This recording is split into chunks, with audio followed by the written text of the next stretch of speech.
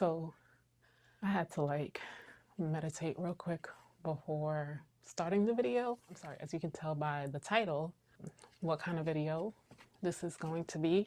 I haven't been on YouTube in a very long time, so this being the first video that I make is a step up for me because it's been a battle.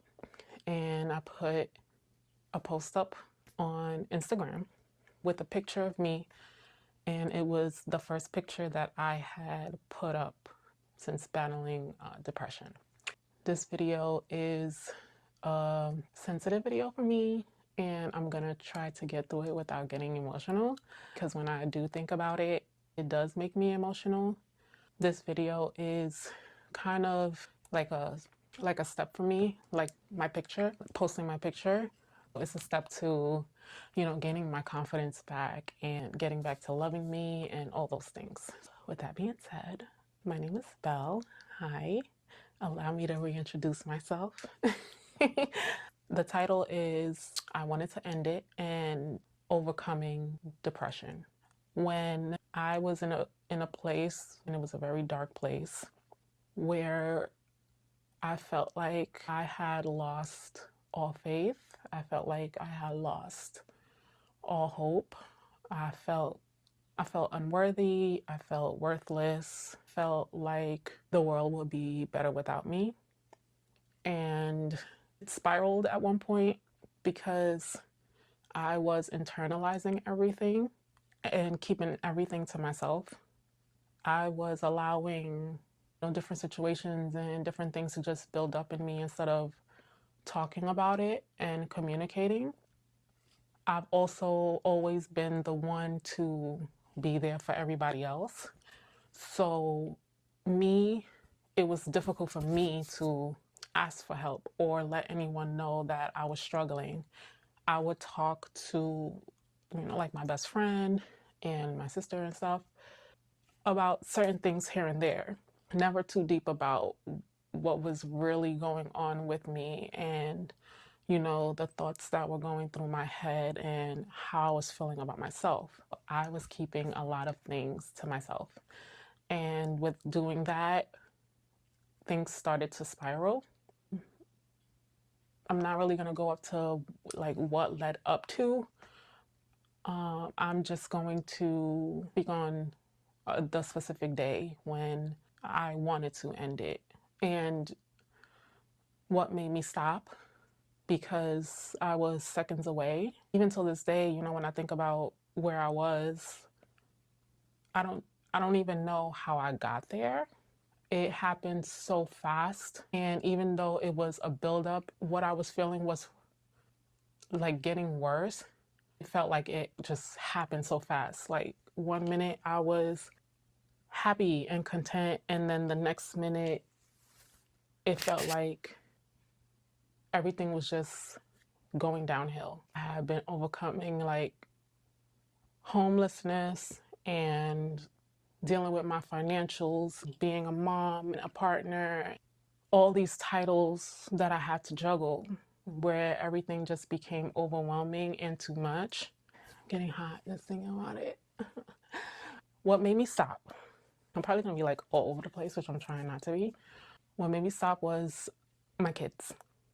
Thinking about my kids, thinking about them finding me, them thinking, not knowing why I did what I did.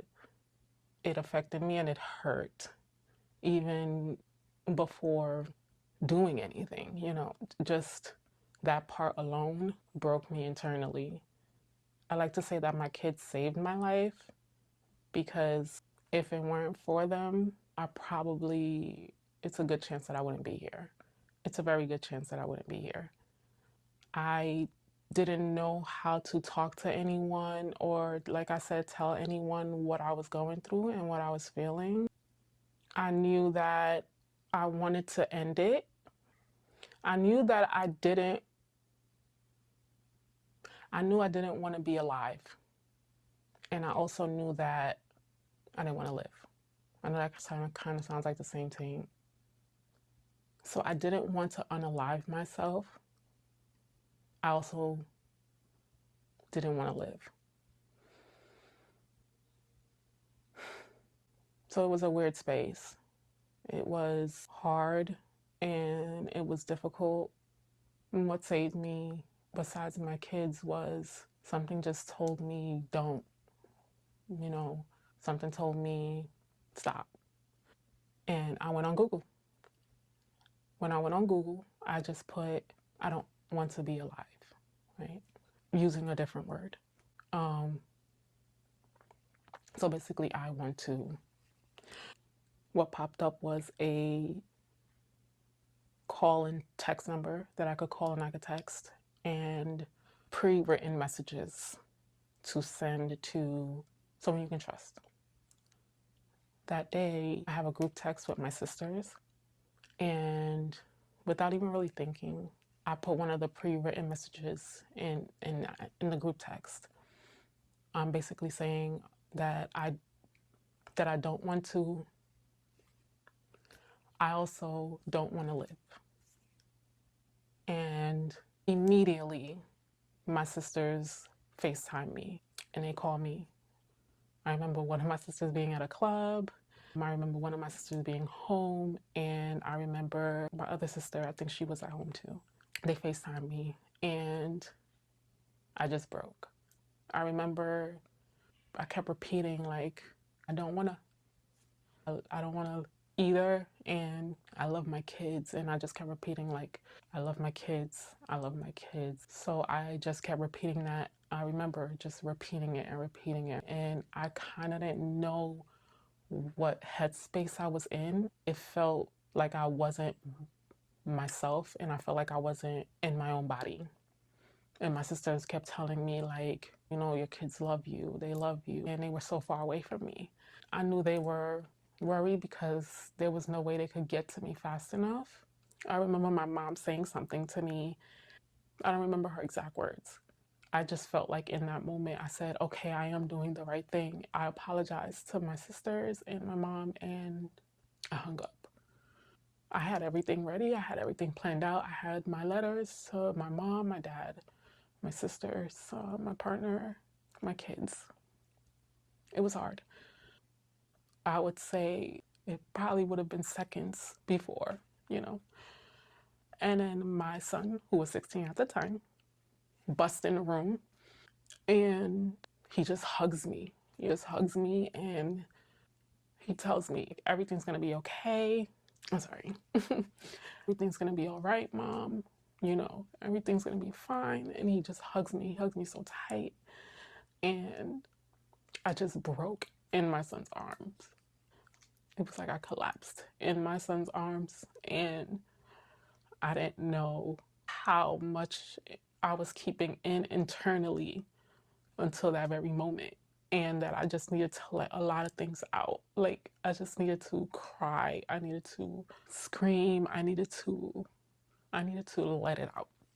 It was a lot in that moment as well. I felt so bad and so sorry for my son, because I always wanted to show my kids like how strong I am, and never want my children to see me in such a, you know, vulnerable and what I felt at the moment a weak position. That moment was hard for me. My son, he didn't care, you know. There was no judgment. He didn't ask me why. I just kept repeating to him, like, I love you, you know. I love you. I love your brothers. Take care of each other. Take care of each other. Because even after breaking down in front of my son, I still felt like I wanted to end it, and the world would be better off without me. I felt like a bad daughter, a bad sister, a bad mom. I felt like a bad spouse. I felt like everything was just done and over. I needed that moment because I didn't know how loved I was until that particular situation happened. The cops were here before I knew it, and they were so nice and they were so sweet. I didn't want them to think that I was crazy. I kept repeating that I'm not crazy. It was just so many emotions going on. It reassured me that no, we don't think you're crazy. We just want to make sure that you're safe. We just want to make sure that you're okay. You know, your mom, your sisters, they're your dad, they're all worried about you. It was crazy that from where they were able to get help for me where I was. You know, I felt so loved. And the police were able to call some counselors who came out, and it was late. I think it was like wee hours in the morning. They came out, they spoke to me. They asked me, is there anybody who I trust that I could call, that we could call right now? And there's a friend that, you know, she lives like 10 minutes from me. And I said her name, and my friend rushed over and she sat with me and she talked with me until the feeling had subsided. After that, it was insane. The love, the love, the love my loved ones had for me. My dad, he immediately flew in from Texas. My mom to see me. You know, they stayed with me for a little bit. And, you know, my dad reassured me that he loves me and that he was there for me.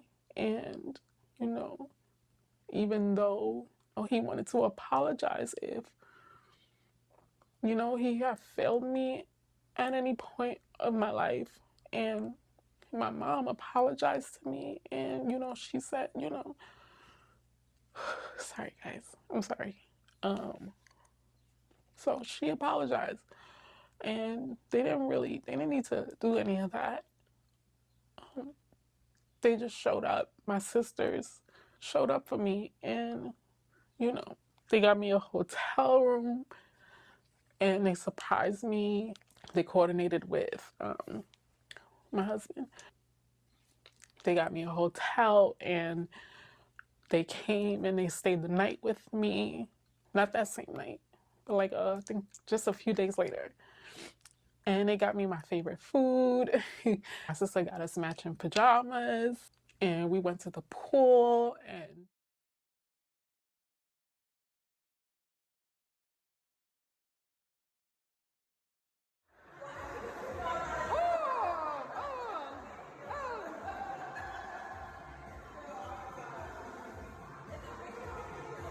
It's a video. it was the love. Like they just showed how much they love me, and that's how I show up for other people. For them to show up like that for me, it meant a lot to me. Sorry. I was very scared to be alone. I even told my sisters the day they were supposed to leave, like, I didn't want them to go. I didn't want them to leave me because I was scared to be. I told them that I'm scared of myself. I'm scared to be by myself. I don't know what I was gonna do to myself. It was terrifying that I didn't even trust being with me. And so, as I didn't trust being with me, I was scared for the kids to be with me, not because I was gonna do anything to them. Of course not. Because I didn't want them to ever see me in the worst place that I've ever been in my life. They stayed with me. My sisters left, and my little sister came back to spend time with me. And then my friends, you know, came to spend time with me. So it took a lot. It took a lot of work. It was a lot. And so I was in a very dark, dark, dark, dark, dark, dark place that I felt like I couldn't even come out of. I knew that if I wanted to live, I needed to get some serious help and do some serious loving me, figuring out what was going on and why. What helped me to get through everything was I started meditating. I started journaling. I started praying more because I felt like with everything that was happening, that God had failed me in a way, and I had to, you know, change my mindset. So I prayed, I prayed for help, I prayed for healing, and I asked God to just put stuff in my face that showed me love, that showed me positivity, that showed me that there was a way out. Started watching videos, and of course, you know, going to the good YouTube. you'll find anything. I started watching Sadhguru. I started listening to Dr. Joe Dispenza. Those are two people who I think completely changed my world and my mindset as far as life and viewing life, how to change how my brain was working. And it worked. It really, really did work. Every day felt like I had to intentionally create plans and create purpose, give myself reasons to wake up and things to look forward to. And that was one of the advice that the counselors gave to me. It was make plans. Make plans with friends, make plans with, family, so that I have something to look forward to. Because I felt like every day I didn't know whether I was going left or right, up or down. I was in a blah space. So that helped. That really, really helped. I started doing like gratitude because, you know, Dr. Joseph Spencer talked about gratitude, feeling gratitude, viewing what you want your life to be like and feeling that emotion before it even happens. I started practicing gratitude, practicing heavy meditation. And at first it was hard because I didn't know if I was doing it right or if, it was even working. Slowly, I started to feel a change and I started to feel a difference. My family, they checked up on me to make sure that I was okay. I didn't know how much I needed for someone to check on me and ask me if I'm okay, if I'm all right. Yeah. So those are things that had helped me get through depression, dealing with like the panic attacks and the anxiety and from things from spiraling. So I got a gratitude journal and I make sure to take time to focus on gratitude and focus on how beautiful my life is. Like, I have phenomenal children. I have a supportive husband. I have a phenomenal family. And I have this phenomenal support system that I didn't even really know was there because I needed to show how strong I was. Being what I thought in at that time weak, and in such a vulnerable space, I didn't want to let nobody in that deep. It affected me. I'm glad that that moment did happen because it showed me how much I was truly loved, wanted, how worthy I am of life, how much I deserve good. So I feel like my nose is just like nasty. With that being said, in this video, I know that I'm not alone. I know that there are others out there who are feeling the exact same way I was feeling. I don't know, maybe this video will get to somebody and they will feel like there's a way out for them too. There's a way out for you too. If you feel like you want to end it and you feel like there's not a way out, you feel like, no one loves you, no one's going to care, life is better off without you. It's not. Trust me, you are worthy, you are worth it, you are wanted. Your family loves you. Your friends love you. You have support. If you feel like you need to reach out, please, you can text or call 988. It's the suicide hotline. And there are people there who are trained to help you. They are trained to talk to you, get the proper help that you need. Also, pre-written messages in there that you can send out to loved ones and someone you trust if you just don't know how to get the words out. Just send it. I know it's hard. I know it's difficult. I know it feels like there's no way out. There is. You are so loved. There's a community out there. I'm finding that community. I'm praying that in this video that with me trying to find a community, that the community also finds me as well. This is a judgment-free zone. If you feel like you just need to let it out, you can let me know in the comments. We can talk, I'm here to just be a listening ear. Sometimes talking to strangers who don't know nothing about you might help. So you never know. If you have stayed this long, you are wonderful. You are beautiful. Thank you for watching. Thank you for sticking it out with me. I just want you to know that if you are struggling mentally, it's okay. It's okay to not be okay. It's okay to say out loud that you're not okay. Don't ever be embarrassed. Don't ever feel like you're alone. You are not alone. I promise you, you are not alone. Thank you for watching. If you have any questions, feel free to let me know in the comments. You can DM me in private if you just want to talk too. I'm here. You guys have a good day and thank you for watching. Bye.